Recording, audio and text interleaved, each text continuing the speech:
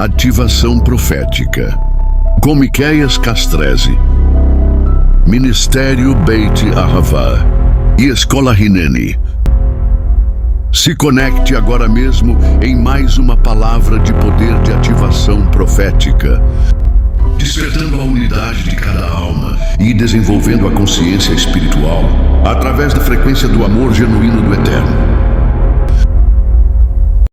Ministério Beit Ahavá e Escola Hineni.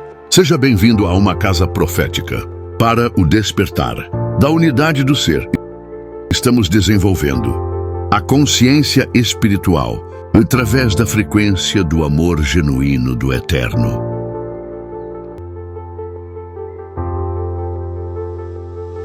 Seja Beit Ahavá, seja luz espiritual.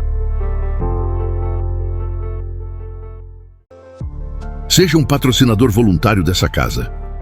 Você pode agora mesmo abençoar todos os nossos trabalhos espirituais e assim cumprir o mandamento da palavra do Eterno, realizando o envio das suas primícias, dízimos e ofertas.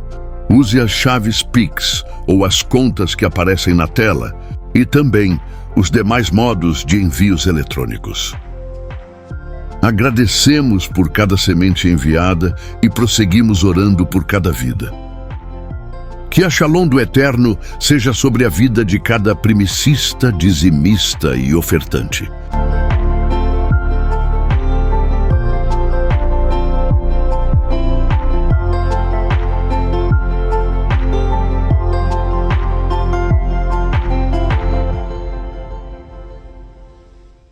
Espiritual que o Pai deseja para mim e para você, em resgatar, restaurar a luz e nos reconectar à luz divina, nos reconectar à essência daquilo que nós somos, daquilo que eu e você somos feitos. Fomos feitos e chamados da luz do mundo. Bendito seja o nome de Hashem, por mais uma vez, mais uma semana, nós estamos aqui e nos conectando com um nível de ativação profética da luz de Hashem, da luz do Deus vivo, e aonde você estiver, que essa presença te alcance, que essa presença, que a glória do Deus eterno abundantemente conecte você a essa realidade poderosa, a essa realidade real, parece redundante, mas não, a essa realidade transformadora e edificadora que o céu derrama sobre nós. Que a glória do Deus eterno se manifeste sobre você e que você possa abundantemente se conectar a essa realidade. Estou ao vivo agora, 8 horas e 26 minutos, 20 e 26, e nós estamos aqui e vamos falar sobre esse assunto que você já vê na tela, a intenção da luz espiritual. Vou falar sobre este assunto porque estamos na Parashá. Essa semana, no sábado, nós já divulgamos aí o vídeo inicial dessa semana. Na quinta-feira nós vamos falar sobre a Parashá da semana. Amanhã nós vamos falar sobre o propósito também. Estaremos aqui no projeto Talmidim. Vamos estar aqui amanhã também às 8h30. Amanhã a gente conversa melhor sobre isso. Mas hoje eu quero falar sobre a intenção da luz dentro da proposta dessa Parashá de número 36. Então abre aí, Números, abre aí para mim, junto conosco, Números, capítulo 8, Bamidbar 8, e eu quero falar com você sobre a intenção da luz. Observe que esta menorá é a representação da nossa existência, é a representação da nossa vida. A menorá, ela nada mais é do que um símbolo da minha e da sua vida e de como nós devemos estar acesos, projetando luz. Na descrição do vídeo depois vai estar mais links para você estudar comigo essa Parashá, esta palavra e o curso Parashá, os dois níveis de curso Parashá que nós temos. Mas o que eu quero falar hoje é sobre qual é a intenção da minha existência. E para isso, então, se a luz que nós devemos projetar está em nós e somos nós, qual é a intenção que eu carrego para projetar a luz? Qual é a intenção da minha existência? E para ir projetar a luz. Qual é a intenção da minha existência? E para ir, observe que esta menorá é a representação da nossa existência. É a representação da nossa vida. A menorá, ela nada mais é do que um símbolo da minha e da sua vida e de como nós devemos estar acesos, projetando luz. Na descrição do vídeo depois vai estar mais links para você estudar comigo essa paraxá, esta palavra e o curso paraxá, os dois níveis de curso paraxá que nós temos. Mas o que eu quero falar hoje é sobre qual é a intenção da minha existência. E para isso, depois que nós lemos Números 8, eu quero ler com você o que Salomão escreveu em Correlete, Eclesiastes. E ele escreveu assim, Eclesiastes capítulo 1, nós voltamos, e eu quero dar ênfase ao capítulo 1, verso 2. Inútil, inútil. Inútil, inútil. Esta palavra nos fala muito sobre esta semana da Paraxá 36, essa semana da onde nós devemos olhar a luz e estabelecer a luz sobre nós. E aí o pregador está dizendo aqui, o rei está dizendo, inútil é a vaidade. E eu quero, qual é o sopro de vida? Qual é a existência da luz que nos reorganiza, que nos reestabelece? Qual é a existência dessa luz que nos coloca em ordem? Porque luz não é apenas ser iluminado por Deus, mas luz é trazer a existência do divino dentro de nós. Luz é ter a existência criativa do Pai dentro de nós. Luz é ativar rei, a letra rei. Luz é ativar o sopro, a conexão que nos estabelece e nos forma como novos seres espirituais. E para isso é que estamos sendo soprados, para isso é que estamos recebendo sopro de vida, e para isso é que estamos nos conectando à luz. Yeshua, mas luz é trazer a existência do divino dentro de nós. Luz é ter a existência criativa do Pai dentro de nós. Luz é ativar rei, a letra rei. Luz é ativar o sopro, a conexão que nos estabelece e nos forma como novos seres espirituais. E para isso é que estamos sendo soprados, para isso é que estamos recebendo sopro de vida, e para isso é que estamos nos conectando à luz. Yeshua HaMashiach disse que nós somos a luz do mundo e não trevas.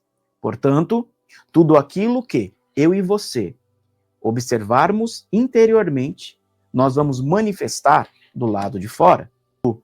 Isto ocorre, nós aprendemos que se somos a luz do mundo, e na luz não pode haver trevas, esta luz manifestada em nós carrega a essência completa do Criador.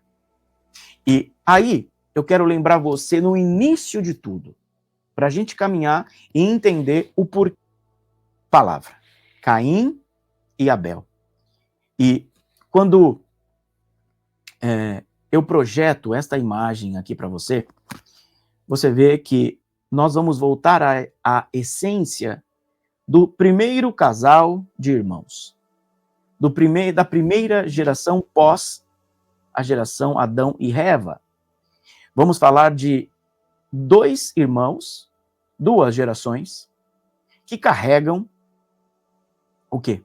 Que carregam a existência da luz abundante que havia em Adão e Eva.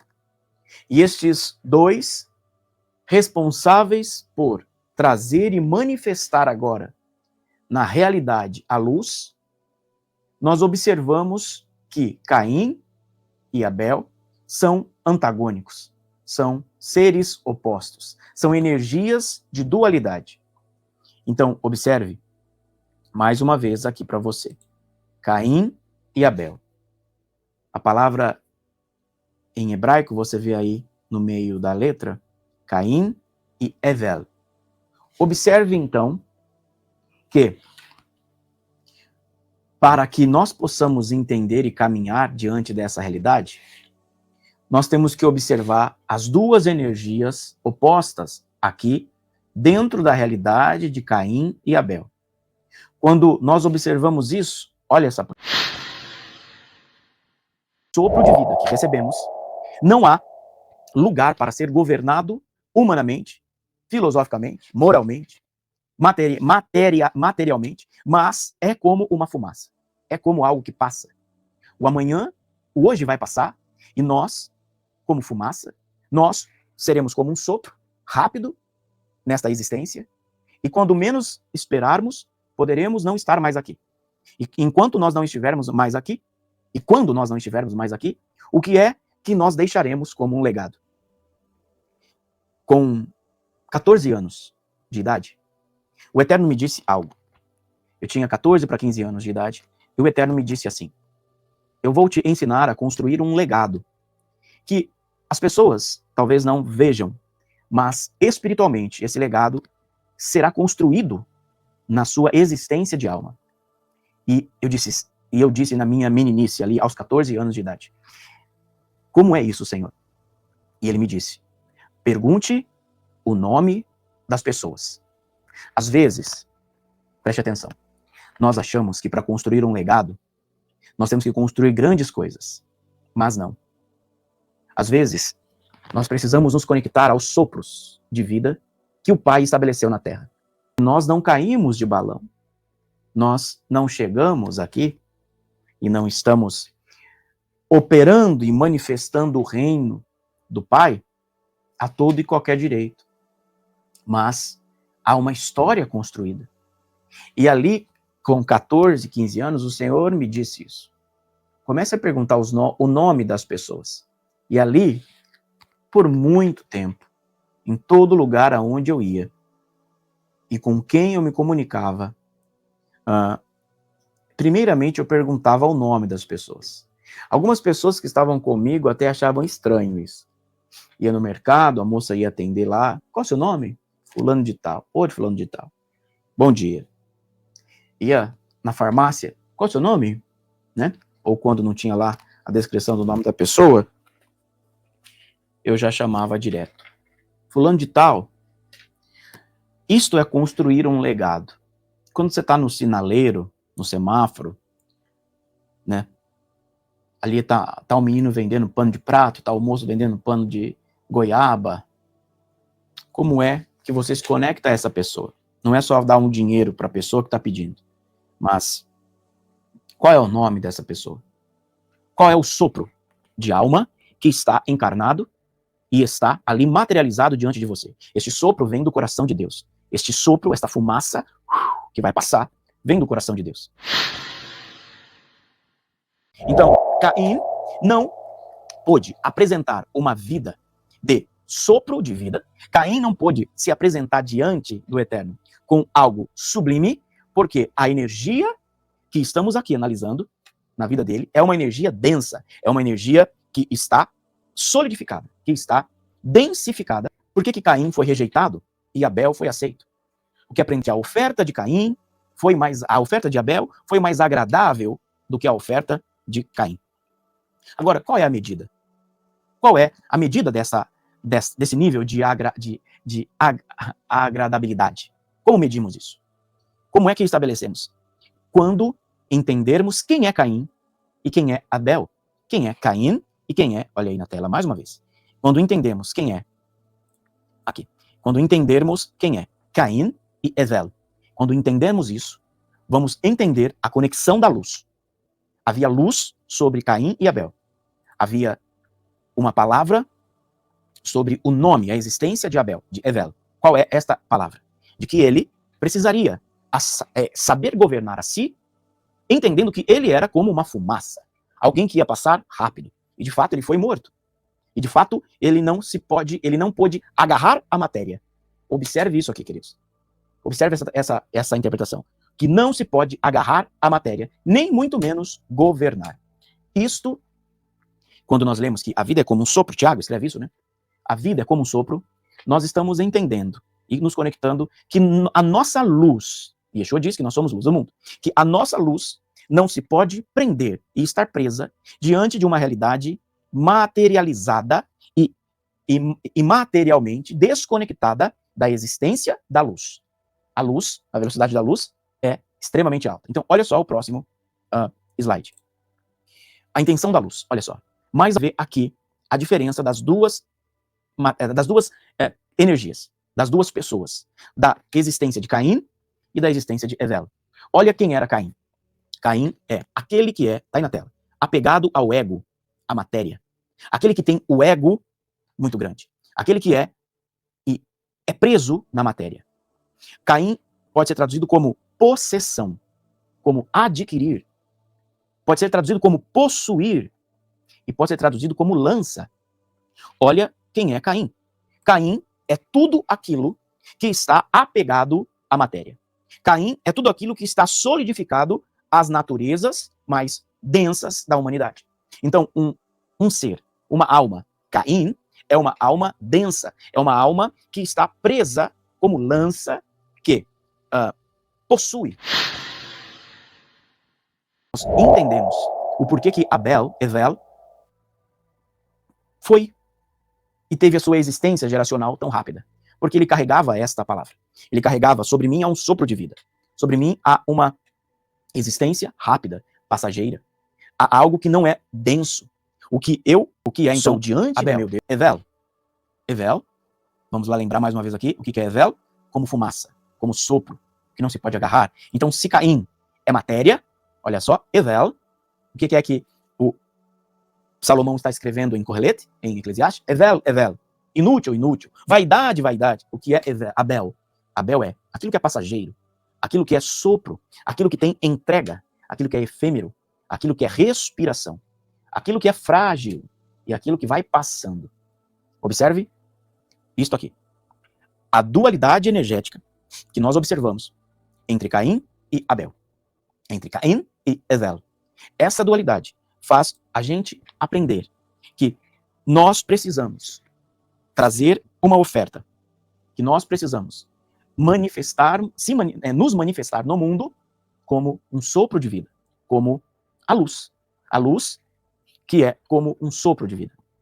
Nós entendemos o porquê que Evel, foi e teve a sua existência geracional tão rápida. Porque ele carregava esta palavra. Ele carregava, sobre mim há um sopro de vida. Sobre mim há uma existência rápida, passageira. Há algo que não é denso.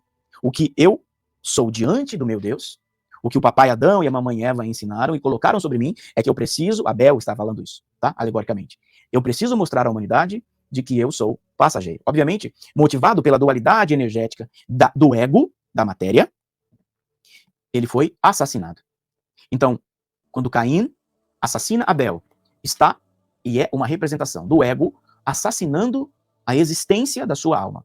O que significa isso? Quando nós andamos e temos a nossa ação como Caim, como matéria, como possuidor, como alguém que só pensa em adquirir para receber para si, nós somos como Caim. Nós somos como um homem apegado à matéria, apegado à materialidade destruidora da existência. Então é o ego da matéria, Caim, brigando com o sopro divino, o sopro de vida, que é Evel, que é vaidade, que é passageiro. Então, quando a nossa mentalidade sair da mentalidade terrena, nós vamos receber a iluminação. Nós vamos receber um despertamento. Você pode chamar isso de avivamento, você pode chamar isso de iluminação, você pode chamar isso de despertamento, mas toda a terra, o que diz o profeta? Quanto mais Caim existir em nós, menos luz existirá em nós, mais trevas existirá em nós. Quanto mais Abel existir em nós, mais luz nós vamos acessar, mais espiritualidade virá sobre nós, mais iluminação virá sobre nós, mais despertamento virá sobre nós, mais luz divina virá sobre nós, quando sairmos do código de Caim e entrarmos no código de Evel. Eu quero traduzir a bondade de Abel. Nós devemos traduzir a bondade daquilo que é passageiro. O que é traduzir essa bondade? Traduzir essa bondade nos coloca como seres espirituais, seres mais evoluídos, seres mais dinâmicos. Aquele que é como Abel, aliás, aquele que carrega a energia de Evel, aquele que carrega a energia do sopro, aquele que carrega a energia de que a bondade e a gentileza, ela é, no fim, a grande vitoriosa, a grande ação que nos estabelecerá como seres espirituais evoluídos. Do contrário, o Caim em nós, o ego, se resumirá em ser consumido aqui neste mundo, neste Olã. Agora, esta oposição, esta força opositora de Caim contra Abel, nós vamos entender o porquê que nós precisamos intencionar a luz. O porquê que nós precisamos trazer a luz, projetar a luz. E voltamos para o fluxo da Parashá desta semana.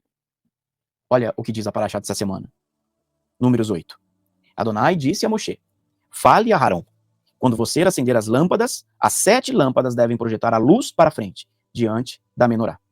Quem são essas lâmpadas? Até o final de semana a gente fala melhor, lá no Shabat, se o Eterno não mudar, vamos falar sobre isso também. O que são essas luzes? Senão a existência de Evel em nós. A existência de aprendermos que tudo é inútil. Todo Caim é inútil em nós. Toda existência egóica é inútil. É passageiro. E nós não podemos solidificar. Nós não podemos ficar presos neste mundo, neste Olã, nesta matéria, para que nós não corramos o risco de acender a menorá de forma errada. A instrução para Aharon era acenda as luzes, de que forma? Projetando, intencionando, equalizando harmonicamente a luz. Quando nós estamos vivendo de forma harmônica, nós estamos equalizando a luz. Nós estamos frequencializando a luz. Por exemplo, você frequencializa a doença ou a cura? Você frequencializa o ódio, a crueldade, Caim, ou a gentileza, a bondade, Evel? Quando frequencializamos, entramos nessas frequências, nós vemos o quê? Nós vemos outra coisa senão um povo que está decidindo acender a luz da menorá de forma correta ou de forma incorreta. A luz que nós recebemos não é uma luz para nos tornarmos egóicos. A luz é tão rápida. A força da luz, a velocidade da luz, ela é tão rápida. A luz é uma força amável. A luz que recebemos, a potência iluminadora que recebemos de Hashem, é para que nós acessemos o Ahavá. A luz é uma força amável. Vamos lá? O amor é a oposição do uso.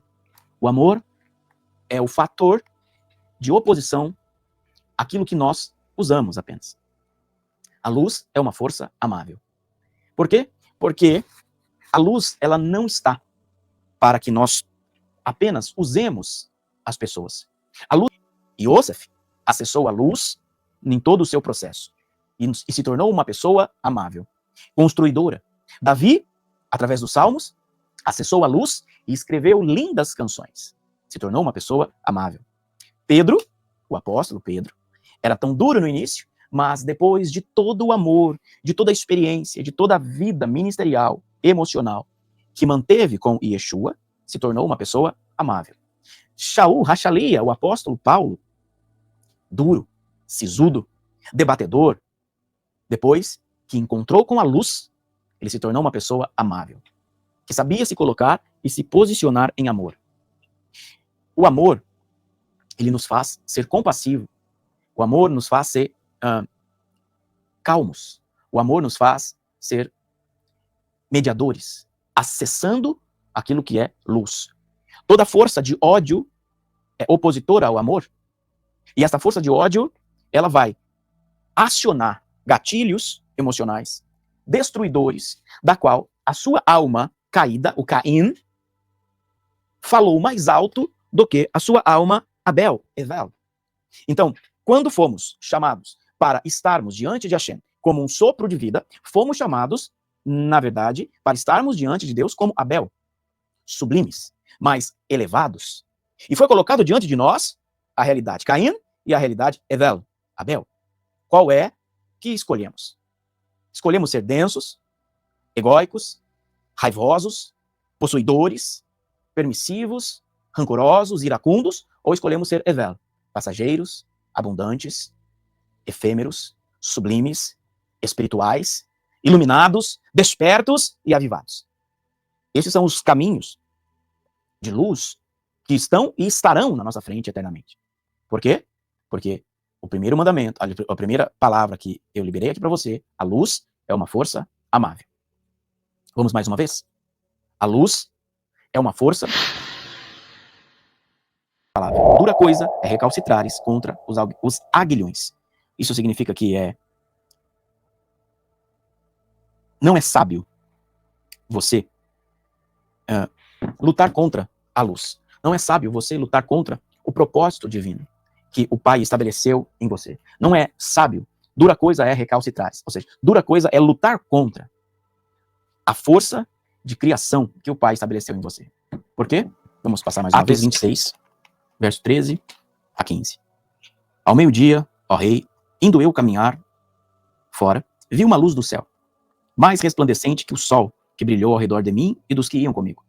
E caindo todos nós por terra, olha o que Shaul está dizendo, que me falava em língua hebraica: Saulo, Saulo, por que é que me persegues? A voz continuava dizendo: dura coisa é recalcitrares contra os aguilhões. Então eu perguntei: quem és tu, Senhor? Ao que o Senhor respondeu: eu sou Yeshua, o Messias, a quem tu persegues. E eu dei ênfase nessa palavra. Dura coisa é recalcitrares contra os aguilhões. Isso significa que não é sábio você lutar contra a luz. Não é sábio você lutar contra o propósito divino que o Pai estabeleceu em você. Não é sábio. Dura coisa é recalcitrares. Ou seja, dura coisa é lutar contra a força de criação que o Pai estabeleceu em você. Por quê? Vamos passar mais uma vez? Por causa disso. Porque a luz, vamos lá, uma por uma aqui, para relembrar. Porque a luz é uma força amável, a luz é uma força de compartilhamento, a luz é uma força de certeza, a luz é causa e não é efeito, e a luz é proativa e não reativa. É por esta luz e por este motivo que qual é a intenção da luz espiritual em nós? E a intenção da luz é esta que eu acabo de mostrar para vocês nesta ministração, nesta aula da Escola INN, nesta ministração de ativação profética. Quando nós estamos aqui ministrando, além da nossa fala, há um código gerador, reconstrutor, que está potencializando a sua vida, ativando a sua vida. Principalmente quando é ao vivo, principalmente quando é presencial. Quando isso ocorre, nós estamos ativando luz. Nós estamos trazendo, através do fogo, o fogo está trazendo luz sobre nós. O fogo está trazendo manifestações angélicas sobre nós. O fogo está trazendo iluminação, despertamento sobre nós. É por isso que nós precisamos observar essas realidades e nos construirmos, ativarmos a luz de Deus. É a energia da cabra. Quem é que foi como um cabrito morto no madeiro? Quem é que foi uma ovelha muda no madeiro? O nosso Messias. Era uma habilidade que ela construiu no cotidiano. O que eu mais quero enfatizar nessa mensagem é que o cotidiano nos molda para aquilo que nós precisamos fazer no momento certo. A gente, muitas vezes, espera coisas grandiosas acontecer para que a gente possa fazer algo para Deus. Por exemplo, na nossa mente religiosa, que nós não temos mais, em nome de Yeshua, mas na construção, muitas vezes, da nossa vida com Deus, nós fomos ensinados que trabalhar para Deus, que ser um libertador, que ser um agente de cura, de transformação, é você ter um ministério que é um microfone na mão, que é você aparecer, que é você ter apenas um ministério eclesiástico. Jael ou Yael significa cabra montanhesa. Sim. Significa uma cabra que é ágil. Então, o que é que está acontecendo aí? Estou fazendo alguns aportes. Quando uma profetisa, Devorah, está chamando a existência da realidade dessa vitória de Israel, ela está batendo de frente contra um espírito que havia sobre Cícera. O que significa Cícera? Significa servo de Ra, ou seja, ele carregava, ele era um servo, ele era um filho, um discípulo, ele era um talmid de Amon-Ra, um deus que incorporava os faraós para governo e domínio e destruição. Então, quando você está falando que o cotidiano criou essa mulher, na verdade, você estava dizendo uma coisa.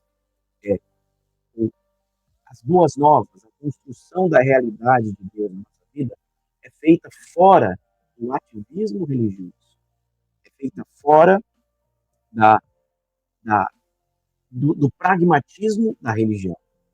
Então, observe que há duas energias.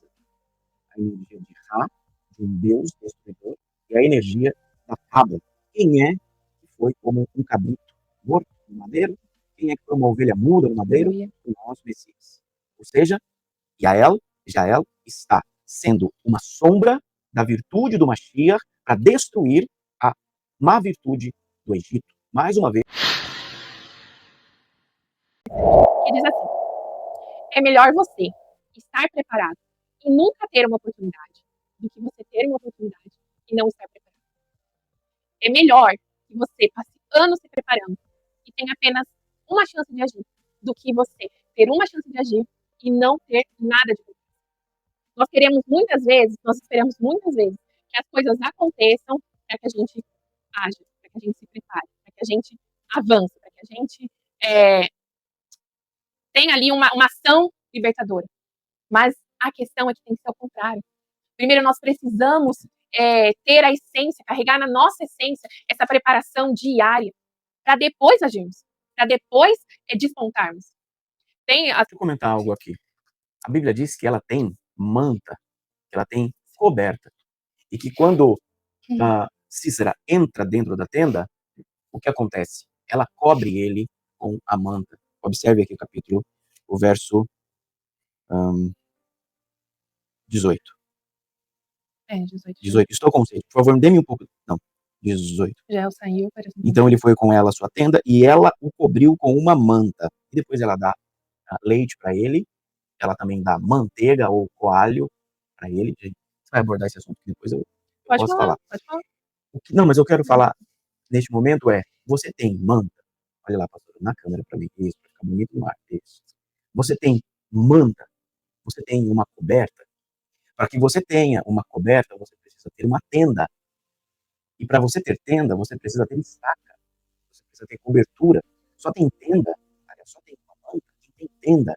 Só quem tem manta é porque está debaixo de uma cobertura, está debaixo de uma tenda. O que significa essa manta? O que ela estava dizendo para ele? Eu sei, eu aprendi. Eu estou falando isso porque o contexto que você disse sobre aprender no cotidiano. Ela aprendeu o que deve ser visto e o que deve ser coberto.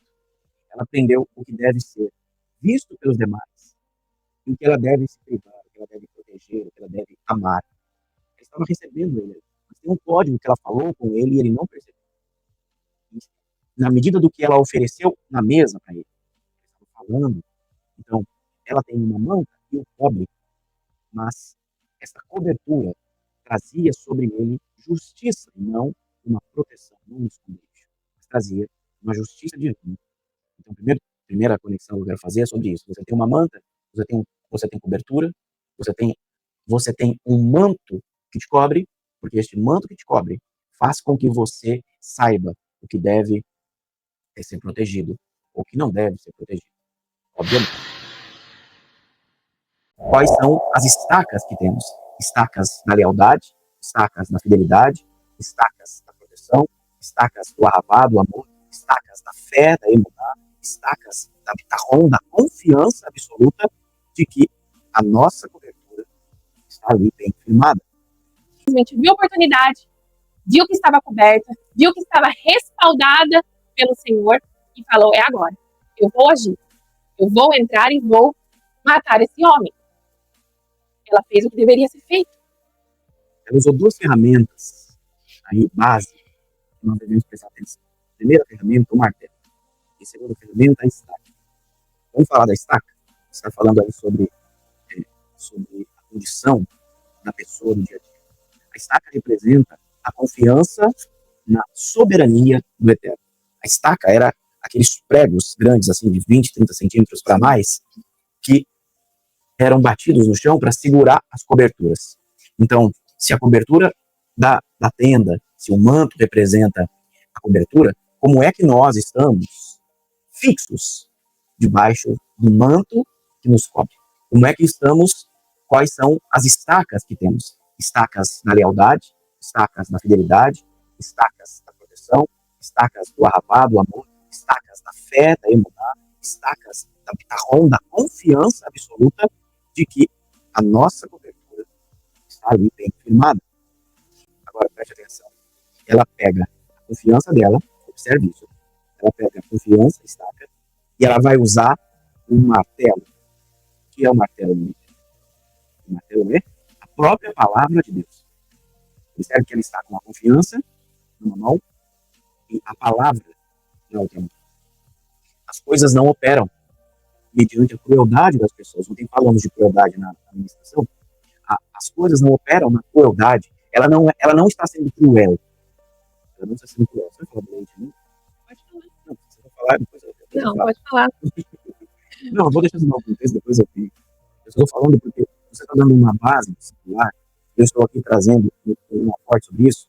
E o seguinte, ela está usando uma estaca da confiança que mantinha firme e usando a força da palavra para matar. Ela não está sendo cruel, está entendendo o que eu estou falando? Sim, estou entendendo. Você está entendendo? Ela não está sendo cruel. Ela não está fazendo com a força, você usou essa expressão. Ela não está fazendo com a força do ódio, com a força da má inclinação. Ela está sendo objetivamente agindo de destreza debaixo de uma palavra. Ela está sendo estratégica, né? Pois é. E aí que está. Se ela não tivesse uma tenda, se ela não tivesse uma manta,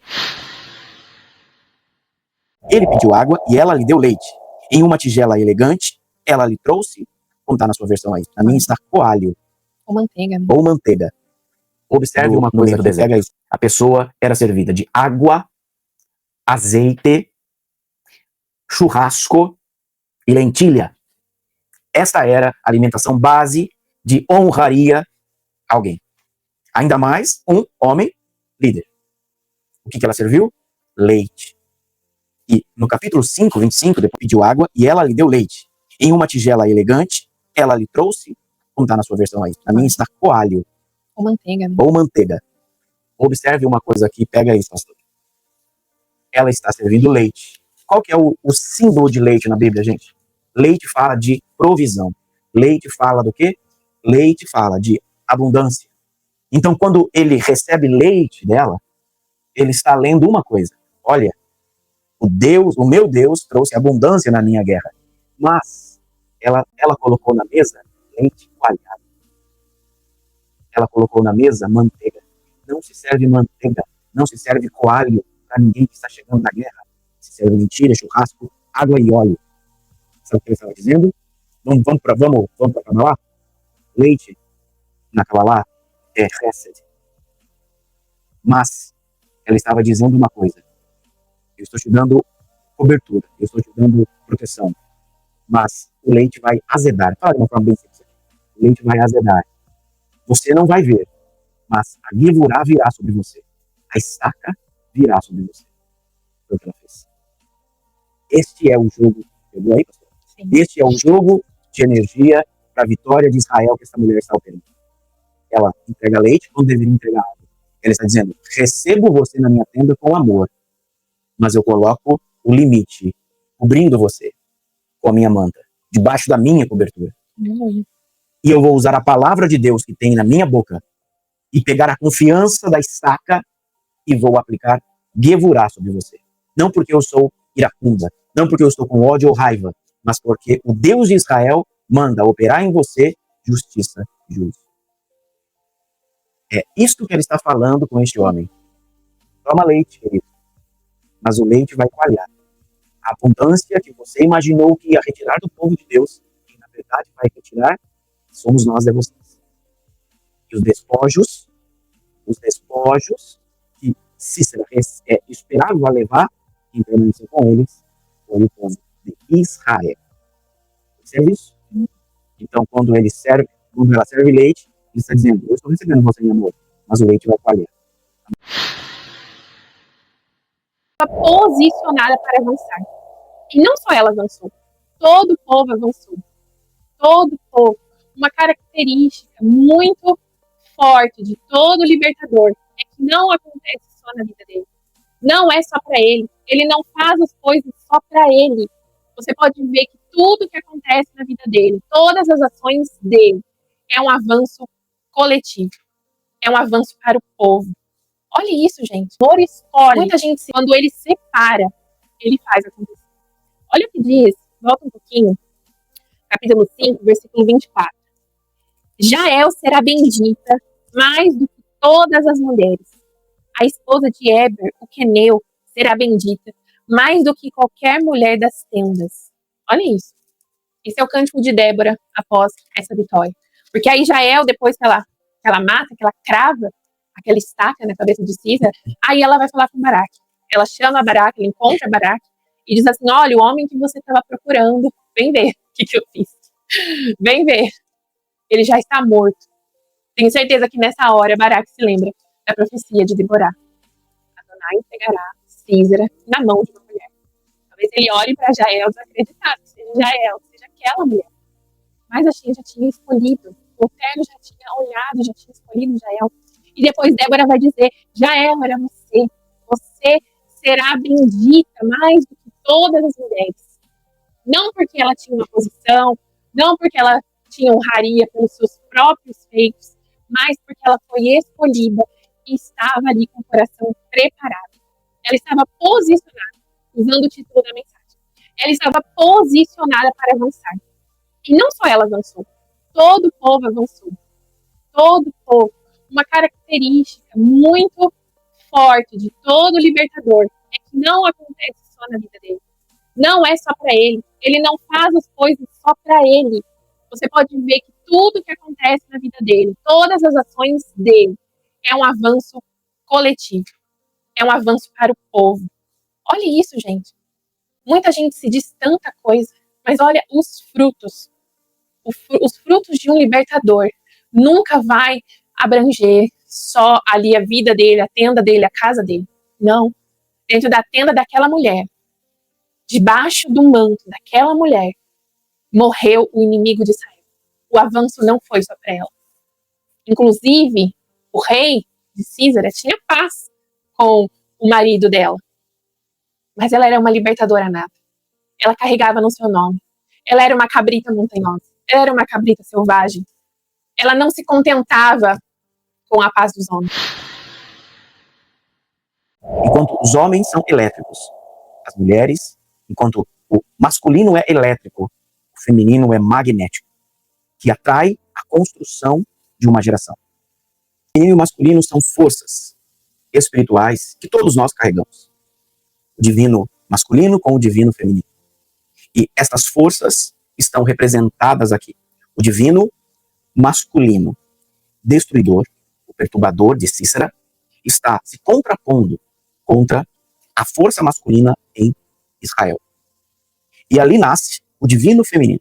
Ali aparece o divino feminino. Como? Em uma voz, Devorá, liberando uma palavra de construção e a força da operação através da vida de Yael, ou Jael. Nós precisamos aqui, você que é mulher, sobretudo que está me assistindo, você que é mulher, feminina, que está me assistindo, você agiu ou está agindo como neste momento da sua história? Você está se preparando, tendo uma tenda com estacas, tendo uma tenda que tem mantos, tendo uma tenda que tem leite, tendo uma tenda que tem manteiga, coalho, tendo uma tenda que tem martelo, a palavra de Deus? tendo uma tenda que está debaixo de um comando profético de Barak e Devorá?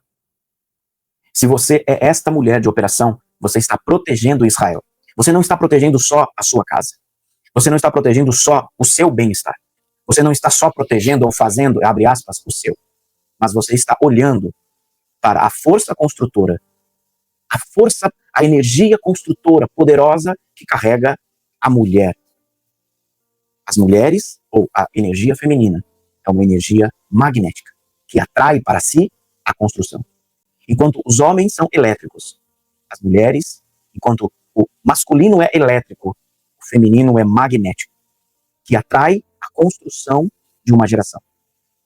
Jael está agindo como uma força construtora, protetora de uma geração, de um estado geracional, de uma realidade da qual os homens não viam, mas ela enxergava, porque ela se tornou um vaso perfeito para que o Eterno descesse luz. E quando a luz desceu sobre ela, quando a profecia que era uma mulher será o canal de vitória para Israel, encontrou em Jael este vaso pronto, este canal pronto. Você, mulher, precisa olhar isso. O que o teu útero profético está gerando? O útero profético deste mundo está gerando proteção. Eu fui chamado para quê? Eu fui chamado para quê e por quem? Aqui, você foi chamado dentro deste ministério para quê? Aí nós entramos na seguinte... E a gente tem que parar aqui e entender o seguinte. Eu fui chamado para ser um missionário lá na terra do terra do nunca? Eu fui chamado para ser missionário na terra do nunca? Ou eu fui chamado para carregar as cordas das tendas? Eu fui chamado para quê? Eu fui chamado para quê e por quem? Aqui, você foi chamado dentro deste ministério para quê? Aí nós entramos na seguinte circunstância. Mas eu não sei o meu propósito. As pessoas, irmãos, passam a vida inteira atrás dos seus propósitos e, infelizmente, muitas delas não encontram. Por quê? Porque elas sempre estão olhando o propósito da vida do outro. Elas sempre vão medir. Para e pensa se não é verdade. Se você já não fez isso. Se você já não mediu as suas ações pelas ações do outro do lado. Ah, porque aquele irmão faz demais, eu tenho que fazer igual. Não, porque aquele irmão, olha, ele toca, ele canta, ele prega, ele faz missão, ele faz isso. E aí nós medimos as nossas ações pelas ações do outro. E a gente não sabe se o outro está na coerência do ministério dele. Quando nós olhamos essa paraxá e olhamos o mundo, nós paramos e falamos assim, epa, eu fui ordenado para carregar corda, eu vou carregar corda da melhor forma. E eu não vou criar caso com quem está carregando a arca. Eu não vou ter caso com a família dos meratitas, porque eles estão carregando os tecidos. Eu estou carregando corda, eu vou continuar carregando corda, porque a corda é importante. Porque se não tiver a corda, o negócio não para. Não adianta ter o pano azul sem a corda para amarrar o pano. E não adianta ter corda, não adianta ter tenda, não adianta ter nada montado, se não tiver o Moshe lá. Se não tiver o Aharon lá. Não adianta ter um pregador aqui, não adianta ser movido e carregado de poder e não ter para quem impartir o poder. E não adianta querer buscar algo se você não está pronto para assumir aquela posição. E aí nós olhamos aqui e pensamos, poxa vida, cada uma das tribos foi organizada, pensada. E aí nós olhamos um sistema, irmãos, que ele está sempre comparando a gente com o outro. Sempre a comparação. Olha, tá vendo fulano? Fulano faz isso, por que você não faz também? As pessoas estão comparando quem com quem? As pessoas estão comparando as almas como? Como é que as pessoas estão colocando as almas em relação aos seus posicionamentos? Quando isso acontece, você descobriu, opa, eu carrego corda. Não se preocupe com a corda, eu que estou carregando. Não se preocupe com a lona, eu estou carregando. Porque ele sabe que hora que precisa de um Moshe para entrar lá e a glória cair, acabou de cair, estando tudo em ordem, Moisés só faz assim. Um pouquinho. Honra é mediante aquilo que cada alma necessita. Aquilo que cada alma necessita. Você não será honrado aonde a sua alma não foi chamada para ser. Meu servo também estará. Observe que ele está falando. Pare e olha aqui. Observe que quem me serve, olha o que ele está dizendo. Se alguém me serve, deve me seguir. Pare e pensa. A gente já continua lendo. Você já parou para pensar o que é honra? Será que os Merares, os Gersonitas, estavam honrando o próximo? Será que eu honro você entregando comida estragada ou entregando óleo fresco? Será que eu honro você quando eu abro uma porta dimensional para você expandir? Assim. Vai desenhando isso na sua cabeça. Será que eu honro você, mesmo que você discorde de mim em alguns pontos, porque todos nós somos seres diferentes, com consciências em crescimento. Mas será que eu honro você abrindo espaços espirituais para que você prospere sem fazer força? E você, será que me honra? Lá vem aí pessoas com a mente religiosa pensam assim, lá vem dessa história de honra, como nós já ouvimos muito. Vocês só falam em honra, vocês só falam em honra. Espera um pouquinho. Honra é mediante aquilo que cada alma necessita. Você não será honrado aonde a sua alma não foi chamada para ser. Você não será honrado como um homem que cura se você não foi chamado para ser um homem que cura.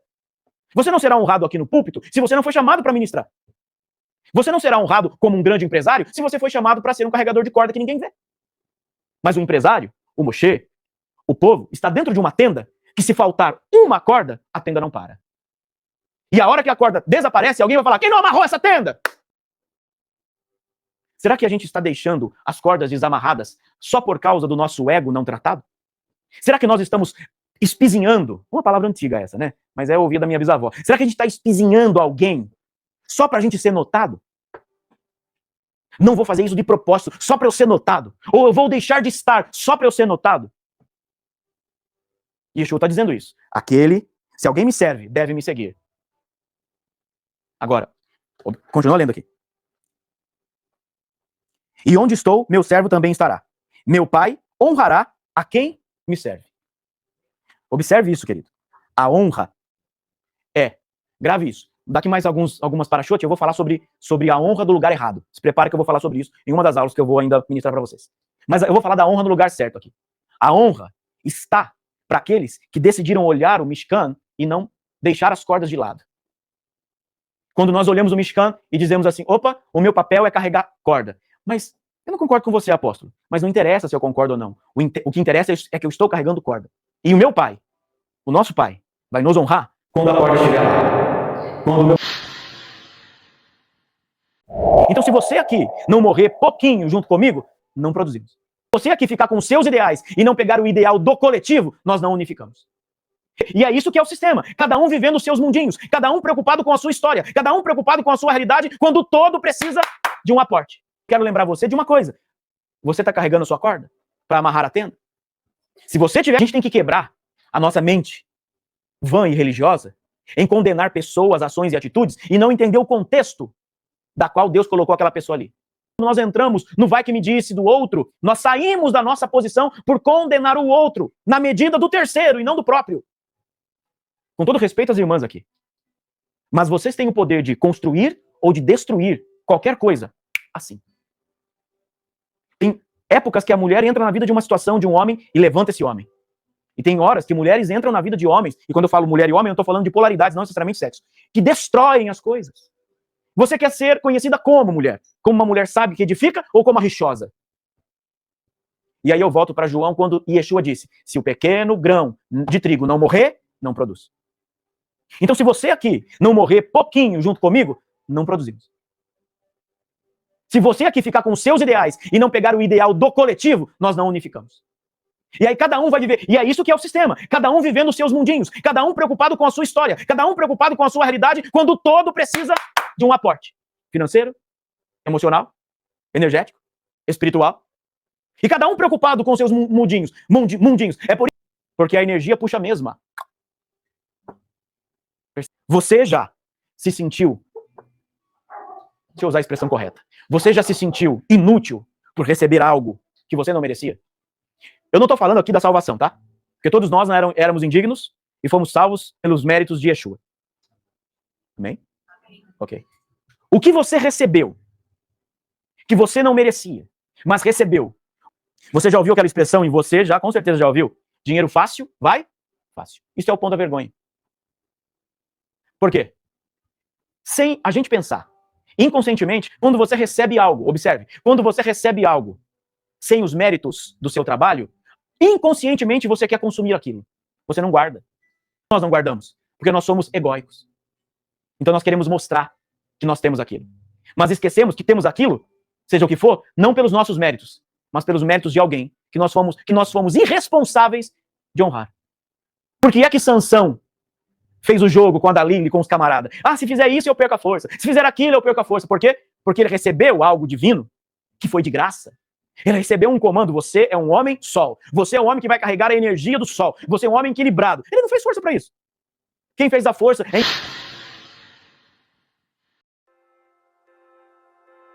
Você assistiu um pequeno corte de um de nossos vídeos. Deixe seu like e compartilhe. Assista esse vídeo completo. Sua vida será edificada e transformada. Inscreva-se no canal e seja membro para vídeos exclusivos da plataforma online de ensino da Escola Hineni. Seja Beit Ahavá, seja luz espiritual. Hineni.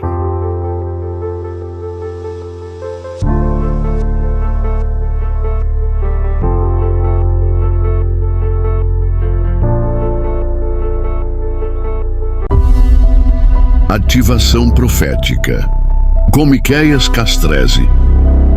Ministério Beit Ahavá e Escola Hineni. Se conecte agora mesmo em mais uma palavra de poder de ativação profética, despertando a unidade de cada alma e desenvolvendo a consciência espiritual através da frequência do amor genuíno do Eterno. Seja um patrocinador voluntário dessa casa. Você pode agora mesmo abençoar todos os nossos trabalhos espirituais e assim cumprir o mandamento da palavra do Eterno, realizando o envio das suas primícias, dízimos e ofertas. Use as chaves Pix ou as contas que aparecem na tela e também os demais modos de envios eletrônicos. Agradecemos por cada semente enviada e prosseguimos orando por cada vida.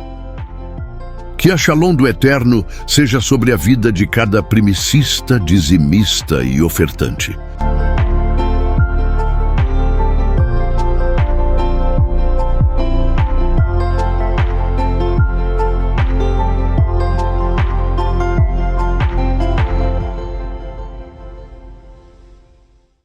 Ministério Beit Ahavá e Escola Hineni.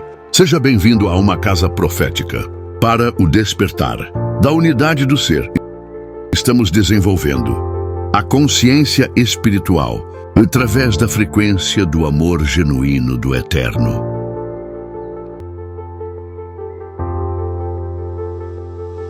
Seja Beit Ahavá, seja luz espiritual.